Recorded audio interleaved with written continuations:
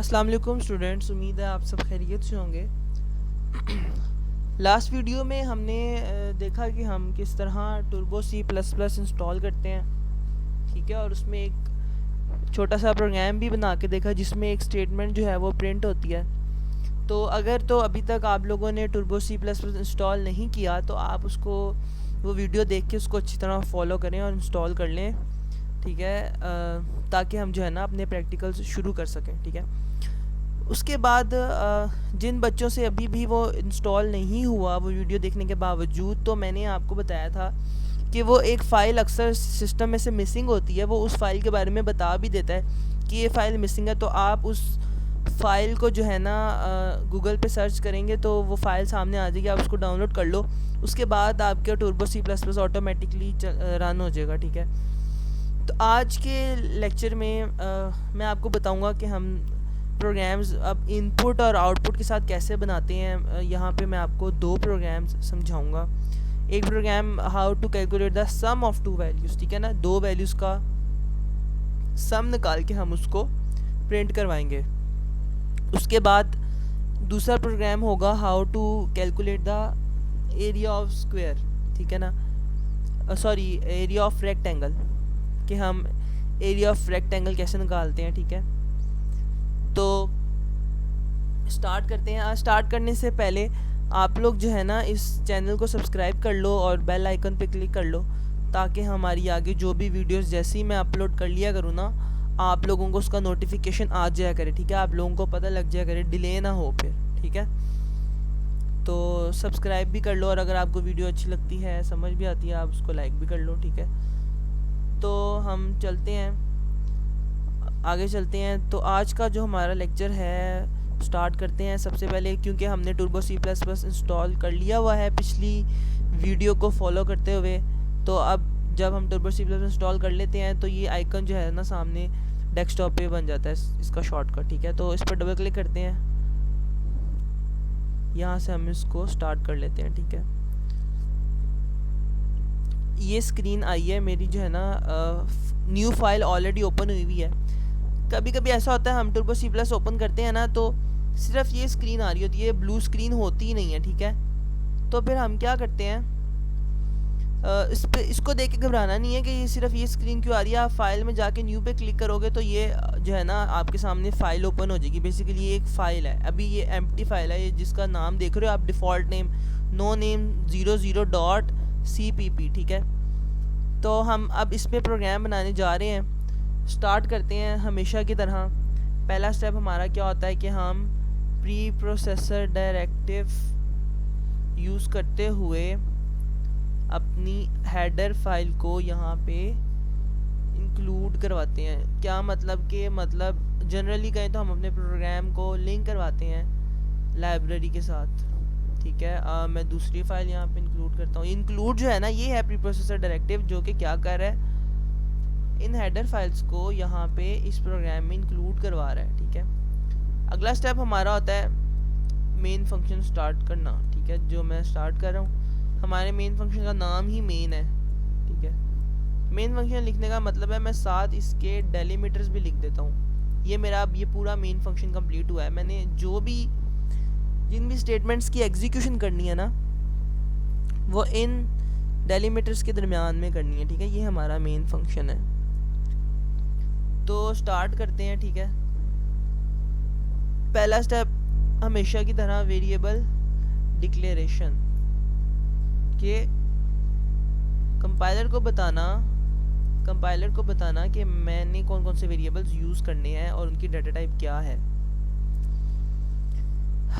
Programme बनाने से पहले मैं आपको हमेशा कहता हूँ कि हमें प्रोग्राम की लॉजिक पता होना चाहिए, ठीक है ना। हम प्रोग्राम प्रैक्टिकल करने से पहले उसको पेपर पे करते हैं, उसकी लॉजिक तैयार करते हैं, उसका सोल्यूशन निकालते हैं, उसके बाद उसको प्रैक्टिकल जो है ना इम्प्लीमेंट करते हैं। तो अब जब मैं यहाँ पे प्रोग्राम बनाने जा रहा हूँ ना तो मुझे पता होना चाहिए कि मैंने कितने वेरिएबल्स आगे जाके यूज़ करने में उनको एक ही दफ़ा यहाँ पे डिक्लेयर करवा दूँ, ठीक है। तो ये तो हो गया वेरिएबल डिक्लेयर करना, मतलब मैंने कंपाइलर को बता दिया है मैंने वेरिएबल कितने डिक्लेयर करने हैं। तो अगला स्टेप है इन वेरिएबल्स को वैल्यू असाइन करना, जिसको हम कहते हैं वेरिएबल इनिशियलाइजेशन। कर्सर कहाँ चला गया मेरा, ठीक है। तो ये देखो मैंने वेरिएबल इनिशियलाइजेशन कर दी है, मैंने वेरिएबल्स को वैल्यू साइन कर दी है। इसको क्यों नहीं की, क्योंकि मैंने इस पर कैलकुलेशन परफॉर्म करनी है, ठीक है। तो मैं अब कैलकुलेशन परफॉर्म करता हूँ। अच्छा यहाँ पे जो है ना, मैं इज इक्वल टू का साइन यूज़ कर रहा हूँ। ये इज इक्वल टू का साइन यहाँ पे इज इक्वल टू नहीं कहलाता और ना ही ये इज इक्वल टू का काम करता है, ठीक है। मैंने अगर यहाँ पे लिखा है a इज इक्वल टू 4, तो इसका मतलब ये नहीं है कि a 4 के इक्वल है। इसका मतलब है कि मैंने 4 की वैल्यू a को असाइन कर दिया है। इसका मतलब है कि मैंने 5 की वैल्यू b को असाइन कर दी है। और इसका मतलब है कि मैं a और b को ऐड कर रहा हूँ और जो आंसर आ रहा है ना उसको मैं सम के वेरिएबल के अंदर असाइन कर रहा हूँ, ठीक है।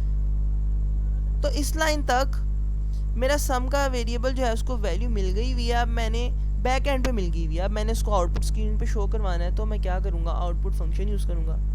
प्रिंट एफ हमारा एक आउटपुट फंक्शन है। यहाँ पे मैसेज प्रिंट करवाता हूँ। अच्छा ये जो मैसेज है ना ए एंड बी इज, ये मैसेज बहुत इंपॉर्टेंट है, ठीक है। बड़ी वैल्यू होती है इसकी कि हमारा आउटपुट जो सामने नज़र आएगा वो कितना जो है ना हमें कंफर्टेबल लगेगा। तो मैसेज की बड़ी वैल्यू होती है। मैसेज भी हमें जो है ना रेलेवेंट और अच्छा लिखना चाहिए ताकि एंड यूज़र को पता लग जाए। मैं यहाँ पे लिख रहा हूँ sum of a and b is, आगे फॉर्मेट स्पेसिफायर यूज़ कर रहा हूँ उस वेरिएबल की डाटा टाइप का फॉर्मेट स्पेसिफायर, क्योंकि मैंने यहाँ पे जहाँ पे वैल्यू लिखनी है ना मैं उस वैल्यू की जगह फॉर्मेट स्पेसिफायर लिखता हूँ और आगे उस फॉर्मेट स्पेसिफायर जिस वेरिएबल का फॉर्मेट स्पेसिफायर है ना वो वेरिएबल भी लिखता हूँ आगे मैं, ठीक है। तो यहाँ पे देखो क्या हो रहा है। अब क्या होगा, sum of a and b is, यहाँ पे जो सम के अंदर वैल्यू स्टोर हुई होगी ना वो यहाँ पे मुझे नज़र आ जाएगी। तो बेसिकली आउटपुट स्क्रीन पे मुझे ये नज़र आएगा, ठीक है। आगे मैं गेट करेक्टर का फंक्शन लिखता। गेट करेक्टर क्या करता है, गेट करेक्टर हमारी स्क्रीन को होल्ड करके रखता है, ठीक है, ताकि हमें आउटपुट नज़र आए। एक और चीज़ कि मैं अपना प्रोग्राम स्टार्ट करने से पहले अपनी स्क्रीन को साफ़ कर देता हूँ ताकि पिछला प्रोग्राम का जो आउटपुट है वो मुझे नज़र ना आए, ठीक है। तो अब हम इसको पहले यहाँ पे सेव करते हैं। अच्छा सेव करते हुए मैं आपको एक चीज़ बताऊँ, क्योंकि हमने पहले सिंपल प्रोग्राम बनाया था। सिंपल प्रोग्राम में हमने उसकी एक्सटेंशन सी रखी थी, मैंने आपको कहा जो भी बताया था। लेकिन मैं अब ख़ुद ही आपको ये कह रहा हूँ कि आप इसकी एक्सटेंशन .C++ ही रखो, क्योंकि वो इसीलिए क्योंकि ये हमारा अपडेटेड वर्जन है। तो C++ और C लैंग्वेज के कुछ ऐसे फंक्शंस हैं जो सेम है, ठीक है ना। वैसे तो बहुत सारे डिफरेंट है, कुछ सेम है। तो C लैंग्वेज के अंदर जब हम ये एडवांस फंक्शनैलिटी यूज़ करते हैं, वेरिएबल डिक्लेयर करते हैं, तो हम फिर वहाँ पे एक्सटेंशन जो है ना C++ रखते हैं। तो मैं आपको यही रिकमेंड करूँगा कि आप C++ ही रखो, ठीक है, इसकी एक्सटेंशन। तो हम क्योंकि ये सम का फंक्शन है तो मैं इस प्रोग्राम का नाम भी सम रख देता हूँ, ठीक है। ओके किया। अब मैं इसको रन करके देखता हूँ। तो देखो आपको सामने आउटपुट नज़र आ गया, sum of a and b is, हमने %d लिखा था, वहाँ पे वैल्यू आनी थी हमारी तो 9 आ गया। इसका मतलब है हमने सम करने दो वैल्यूज़ को सम किया और उसका आंसर जो है वो शो करवा दिया, ठीक है ना। तो इसको हम एस्केप का बटन दबाएंगे तो ये वापस यहाँ पे आ जाएगा। अच्छा मैंने यहाँ पे आपको ये दो चीज़ नज़र आ रही है, यहाँ पे देखो ये चीज़ें क्या है। मैं डायरेक्ट रन करता हूँ ना तो वो डायरेक्ट रन नहीं होता, वो पहले उसको कंपाइल करता है, लिंक करता है, फिर रन होता है। मैं खुद भी कंपाइल करके रन कर सकता हूँ, मैं डायरेक्ट भी रन करता हूँ तो वो उसको खुद ब खुद कंपाइल करके रन कर लेता है। तो देखो हमने ये पढ़ा था ना, हमारा प्रोग्राम पहले कंपाइल होता है, ठीक है ना। तो एक इस तरह की .obj की एक फ़ाइल क्रिएट हो जाती है, ठीक है। .obj की फ़ाइल के अंदर ये जो ह्यूमन लैंग्वेज है इसका मशीन कोड बन जाता है, ठीक है। और फिर वो क्या करता है, उसको लिंक कर देता है, उसकी एग्जीक्यूटेबल फाइल बना देता है जो कि एग्जीक्यूट होकर हमें नज़र आ जाती है, ठीक है। ये हमने एक प्रोग्राम बनाया। अब हम अपना अगला प्रोग्राम बनाते हैं। फाइल में जाऊंगा, न्यू पे जाऊंगा तो देखो ये एक और फाइल आपके सामने खुल गई है। सेम उसी तरह अब जो मैं प्रोग्राम बनाने जा रहा हूँ ना उसका नाम है वो प्रोग्राम क्या करेगा, वो प्रोग्राम एरिया ऑफ रेक्टेंगल निकालेगा, ठीक है। तो सेम वही हमेशा की तरह प्री प्रोसेसर डायरेक्टिव से मैं अपनी फाइल जो है वो इंक्लूड करवाऊँगा इस प्रोग्राम में, ठीक है।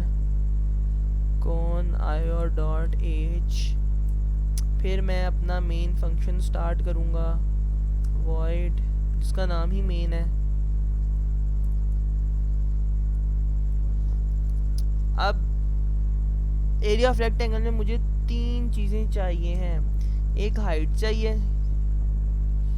एक विड्थ चाहिए, और तीसरा मुझे एरिया चाहिए, जिसमें मैंने हाइट और विड्थ को फॉर्मूला लगा के स्टोर करवाना है, ठीक है। ये मैंने ऊपर डिक्लेरेशन कर दिया, अब मैं इनिशियलाइजेशन कर रहा हूँ। कोई भी हाइट दे देता हूँ, लेट्स सपोज मैं हाइट दे देता हूँ 32, ठीक है, और विड्थ दे देता हूँ कह लो 30, ठीक है। अब मैं यहाँ पे जो है ना कैलकुलेशन करवाता हूँ, ठीक है, प्रोसेसिंग करवाता हूँ। तो एरिया ऑफ रेक्टेंगल का फॉर्मूला होता है हाइट मल्टीप्लाई बाय विड्थ। तो मल्टीप्लाई, यहाँ पे जो है ना मल्टीप्लाई का साइन ये होता है, ये आपने याद रखना है, ठीक है। अब यहाँ तक कैलकुलेशन हो गई भी, एरिया के अंदर आंसर स्टोर हो गया वह। अब मैंने इसको प्रिंट करवाना है, सिंपल प्रिंट एफ, यहाँ पे मैसेज शो करवाऊंगा एरिया ऑफ रेक्टेंगल इज, आगे मैं = का साइन भी डाल देता हूँ।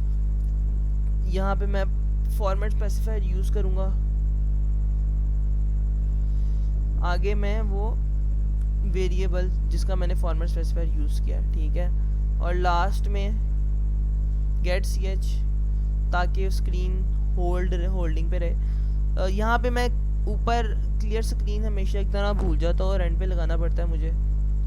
तो अब जो है ना मेरा प्रोग्राम बन गया। अब मैं इसको पहला स्टेप सेव कर लेता हूँ, ठीक है। सेव मैं इसको प्रोजेक्ट के फोल्डर में करता हूँ। मैं इसका नाम रखता हूँ एरिया, ठीक है, area.cpp, ताकि मुझे याद रहे कि मैंने एरिया का जो प्रोग्राम बनाया है वो एरिया के नाम से सेव हुआ है।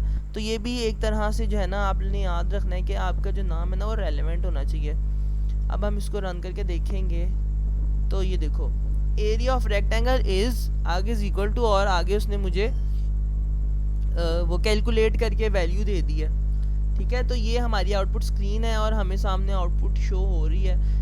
स्क्रीन अभी तक इसलिए रुकी हुई है कि हमने गेट ch का फंक्शन यूज़ किया। अगर हम गेट ch का फंक्शन ना यूज़ करें ना तो स्क्रीन फौरन with in a second show के गायब हो जाए। तो एस्केप का बटन प्रेस करता हूँ, हम वापस अपने कंपाइलर में आ गए हैं। तो ये आपने देखा कि हमने एरिया ऑफ ट्रायंगल बना के रेक्टेंगल बना के देखा, हमने सम का फंक्शन यूज़ किया। तो उम्मीद है आप लोगों को समझ लग गई होगी। आप लोगों को अगर वीडियो अच्छी लगी है तो आप इसको लाइक भी करो और चैनल को अच्छी तरह सब्सक्राइब कर लो, ताकि मैं आगे जो प्रोग्राम की वीडियो बनाने जा रहा हूँ जब मैं उसको अपलोड करूँ तो आपको फ़ौरन नोटिफिकेशन आ जाए, ठीक है। तो आज के लिए इतना काफ़ी है, मिलते हैं इंशाल्लाह नेक्स्ट वीडियो में। तब तक के लिए अल्लाह हाफ़िज़, टेक केयर।